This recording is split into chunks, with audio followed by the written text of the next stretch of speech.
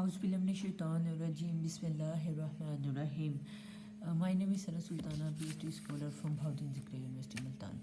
अच्छा बच्चों, आज मैं आप लोगों को थ्योरम नंबर 4 करवाऊंगी, चैप्टर नंबर 12 का 9th क्लास, जो आपकी ओल्ड मैथमेटिक्स की 9th क्लास है उसका चैप्टर नंबर 12 का थ्योरम नंबर 4 करवाऊंगी अब आप लोगों को. अब वो पीछे हम लोगों को आप लोगों को याद होगा थ्योरम 1 में हम ये कहते थे कि लाइन सेगमेंट के ऊपर जो परपेंडिकुलर है उसका जो पॉइंट है एंड पॉइंट्स के साथ इक्वल डिस्टेंस बना रहा होता है. थ्योरम नंबर 1 में हमने ये कहा था. फिर हमने ये कहा था इसका कन्वर्स भी होल्ड करता है, मतलब अगर एंड पॉइंट्स के साथ एक पॉइंट का डिस्टेंस सेम है तो 100% वो राइट बाइसेक्टर के ऊपर होगा वो पॉइंट. फिर तीसरा हमने कहा था कि अगर एक ट्रायंगल की 3 साइड्स हैं, साइड्स के ऊपर राइट ट्रायंगल गिराए जा रहे हैं, वो राइट ट्रायंगल कॉन्करेंट थे, ये हमने देखा था. फिर उसके बारे में कुछ हमने इंपॉर्टेंट ऑब्जेक्टिव देखी थी, वो भी हमने देख लिया था. अब हम क्या करने जा रहे हैं, अब हम any point on the bisector, अब हम राइट बाइसेक्टर नहीं है, राइट बाइसेक्टर नहीं है, वो साइड्स के ऊपर राइट बाइसेक्टर गिराए थे. अब हम एक एंगल लेंगे. अब आप लोगों को पता है एंगल क्या है होता है, ये देखें, जैसे अब ये देखें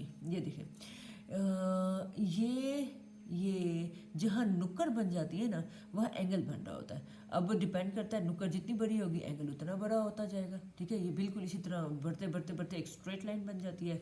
जैसे अब देखो, ये मैं आपको एक अपना हैंड दिखा रही हूँ, यहाँ पे ये जितनी इसका होगा ना अंदर गैप होगा वो हमारा एंगल होगा.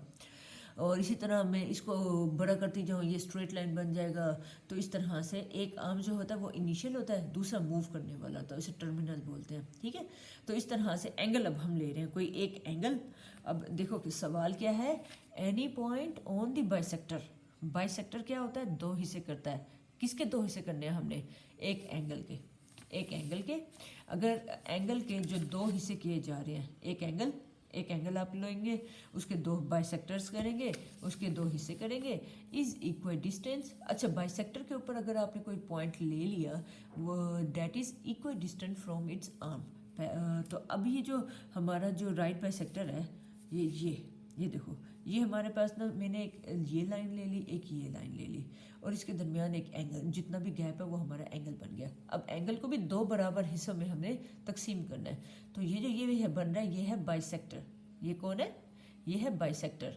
अब इस बाइसेक्टर का जो पॉइंट है हमने ये शो करना है, is equal distance from its arm. ये जो ये पॉइंट है ये अपने आर्म्स के साथ इक्वल डिस्टेंस बना रहे हैं. आ रही समझ. तो ये स्टेटमेंट थी. अब स्टेटमेंट में आप लोगों ने अपनी अकल यूज़ करनी है, और आप लोगों ने स्टेटमेंट आपको सवाल में गिवन होगी. आपने ये देखना है कि यहाँ पर क्या चीज़ें जो आपको तोहफे में दी जा रही हैं. तोहफे में मुझे एक पॉइंट दिया गया है, ये मुझे तोहफा दिया गया एक पॉइंट. अब मैं गिवन में उस पॉइंट का नाम रखूँगी. अच्छा, बाइसेक्टर का भी अभी मैं नाम रखूँगी. ऑफ एन एंगल का भी अभी मैं एक नाम रखूँगी. इज इक्वल डिस्टेंस, इज के बाद जो इक्वल डिस्टेंस है फ्रॉम इट्स आर्म, ये चीज़ हमने प्रूफ में डालनी है. ठीक है, अब ज़रा गौर से देखो, गिवन में क्या है, अ पॉइंट, यही बात, एनी पॉइंट. मैंने एक पॉइंट का नाम लिख लिया, P is on O M. ये ओ एम क्या था, ये एक बाइसेक्टर था. इज ऑन, देखो ये स्टेटमेंट में वैसे की वैसे लिख रहे हैं ना, a point P is on, ये बाइसेक्टर का नाम बता दिया, ओ एम. बाइसेक्टर का नाम क्या है, ओ से शुरू हो, इनिशियल पॉइंट है, एम पे जाके फिनिश हो रहा है. और ये देखो, इसलिए तीर यहाँ से स्टार्ट हो रहा है, यहाँ पे जा रहा है. इसे वेक्टर भी बोलते हैं, यहाँ पे जिस लाइन की डायरेक्शन आ जाए ना वो वेक्टर बन जाता है. ठीक है, तो ओ एम एक वेक्टर है. The bisector of angle A O B. अब वो कहता है ये जो ओ एम है ये बाइसेक्टर है किसका. अब इस एंगल की भी तो बात हुई है, इस एंगल का भी तो नाम रखना है. एंगल क्या है, एंगल ए ओ बी. अब आपको मैंने पहले भी बताया था, जो दरमियान में होता है एंगल हमेशा उसके ऊपर बन रहा होता है.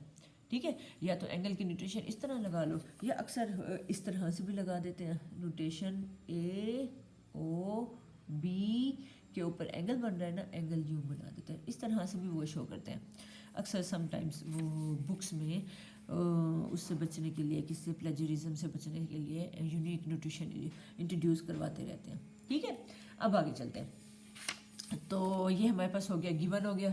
अब हमने प्रूफ क्या करना है, प्रूफ आपको मैंने बता दिया था, इक्वल डिस्टेंस प्रूफ करना है फ्रॉम इट्स आर्म। अब देखो P का इधर एक पॉइंट से डिस्टेंस हमने बना दिया, तो ये जो पॉइंट बना PR बन गया। यहाँ Q से जो पॉइंट बना, ये जो ये लेंथ बनी, ये मतलब डिस्टेंस बना, ये PQ बन गया। और ज़रा अब हमें वो क्या कहते हैं, प्रूफ हमने ये करना है PQ, ये PQ का डिस्टेंस और PR का डिस्टेंस दोनों सेम है, ठीक है। मतलब ये अब वो इसे मज़ीद डिटेल में एक्सप्लेन कर रहा है। P is equal distance from OA and OB। P इसका वो कहता है, या तो ये शो कर, इस तरह से शो करो, या आप ये करो कि P is equal distance with OA and OB। OA और OB के साथ इक्वल डिस्टेंस बना रहा है, ठीक है।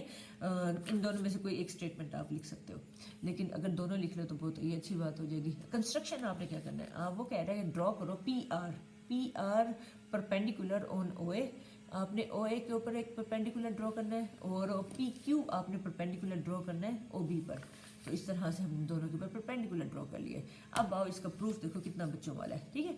अब इसकी स्टेटमेंट यही आपने याद रखनी है। अब देखो ये यूनिक है, पीछे जो 3 थ्योरम थे, 3 थ्योरम्स वो राइट बाइसेक्टर्स और ओनर साइड्स के ऊपर थे, ठीक है। और उनमें से तीसरा बहुत आसान था, पहला भी आसान ही था, और जो दूसरा था ना उस वो थोड़ा सा लेंथी था, लेकिन वो भी आसान था अगर आप लोग ना काउंट कर लें कि पहले हमने क्या प्रूफ करना है, दूसरा हमने क्या प्रूफ करना है। 3 अंदर प्रूफ थे, वो तीनों के तीनों आपने प्रूफ करने थे। तो फिर ये सेकंड भी आसान हो जाता है। दुआ तो हम यही करेंगे अल्लाह करे सेकंड ना आए, लेकिन हमेशा ऐसा होता है जो हम दुआ करते हैं वही पेपरों में आ जाता है। इसलिए सेकंड को अच्छी तरह से कीजिएगा, ये ना वो पेपरों में आ जाए, खुदा ना खास्ता, अल्लाह ना करे। आगे चलो, अब हमें वो क्या कहता है, प्रूफ पर हम आते हैं। प्रूफ पर हम क्या कहते हैं, वो कहते हैं हमारे पास 3 ट्रायंगल्स बनी है। एक बनी है POQ, दूसरी बनी है POR। ये 3 ट्रायंगल्स हमारे पास बनी है ऐसे। अच्छा, फिर वो कहते हैं ज़रा गौर से तो देखो, ये जो OP है, ये साइड, ये हाइपोटेनस है, इस वाली ये बेस है, ये परपेंडिकुलर है, ये हाइपोटेनस है। इस वाली ट्रायंगल का भी हाइपोटेनस है, इस वाली ट्रायंगल का भी, ये बेस है, ये परपेंडिकुलर है, ये हाइपोटेनस है। ये OP जो है दोनों ट्रायंगल का वो है हाइपोटेनस है। तो ये जो OP is equal to OP है, ये क्यों इक्वल है एक दूसरे के, क्योंकि ये दोनों कॉमन है। पहली बात, इन दोनों ट्रायंगल्स में OP जो है वो दोनों में कॉमन है। अगली बात वो क्या कह रहा है, अगली बात वो ये कह रहा है एंगल PQO। ये देखो PQO मतलब यहाँ 90 का एंगल बन रहा है। इसी तरह PRO, ये भी यहाँ पे 90 का एंगल बन रहा है। ये देखो एंगल लिखा हुआ है ना, PQO is equal to angle PRO। अब देखो दरमियान में है Q पे क्या एंगल बन रहा है, 90 का। R पे भी 90 का बन रहा है, दरमियान में खड़े हैं ना, तो वो भी, ये भी 90 का है, वो भी 90 का है।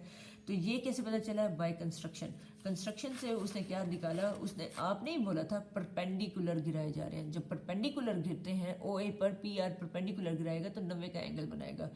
PQ OB पर एंगल गिराएगा तो वो परपेंडिकुलर गिराएगा, 90 का एंगल बनाएगा। तो ये बाय कंस्ट्रक्शन हमें पता चला। आगे चलो, अब वो कहता है एंगल POQ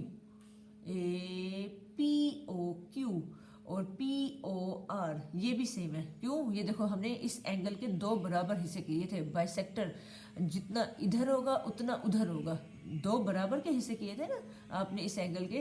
तो फिर ये देखो POQ और बराबर है POR, ये भी गिवन में आपने बोला था कि इनके 2 बराबर हिस्से करो। गिवन में आपने बोला था बाइसेक्टर्स हैं, AOB के बाइसेक्टर हमने बना लिया।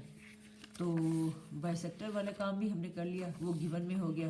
अब हमने ये 3 बातें लिखने के बाद ये देखो हमने क्या किया है, हमने 2 एंगल सेम किया है और हमने एक साइड सेम किया है, और हमने अब ये शो करना है कि ये PQ और PR दोनों सेम है ना, ये शो करना है ना। अभी हमारे 2 एंगल्स भी सेम हो गए, ये वाली साइड भी सेम हो गई है।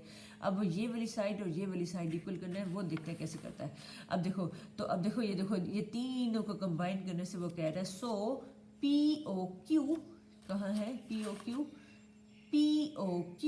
ट्राइंगल POR ट्राइंगल, ये हमारे पास इक्वल होगी, दोनों ट्राइंगल इक्वल होगी। क्या है, वो कह रहा है साइड, एक साइड, एंगल और 2, एक साइड और 2 एंगल सेम आ गए। तो इसी तरह से ये दोनों ट्राइंगल भी एक दूसरे के बराबर हो गई। जब दोनों ट्राइंगल बराबर हो गई तो हम कह नहीं सकते कि ये वाली साइड भी हमारी इक्वल होगी, कोरस्पॉन्डिंग साइड्स भी इक्वल होंगी। तो corresponding sides of the congruent triangle are equal। देखो कितना आसान था ये थ्योरम। तो ये देखो बच्चों वाला थ्योरम था, गिवन से, कॉमन से, कंस्ट्रक्शन से हमने वो हमने फिर दो एंगल और ये वाली बातें याद रखना कि हमने कौन सा पोस्टुलेट इस्तेमाल किया, और फिर बस हमने शो कर दिया पी क्यू और पी आर को इक्वल शो कर दिया, पी क्यू और पी आर को इक्वल शो करना था ना, वो हमने शो कर दिया। यहाँ पे बेशक आप लिख लो, यही स्टेटमेंट लिख दो, P is equal distance from O A and O B. तो देखो हमारा थ्योरम 4 भी हो गया। चलो बच्चों, मैं इंशाल्लाह मिलती हूँ अब थ्योरम 5 के साथ नेक्स्ट लेक्चर में, नेक्स्ट टॉपिक के साथ। तब तक अपना बहुत ज़्यादा ख्याल रखिएगा। अल्लाह हाफिज़।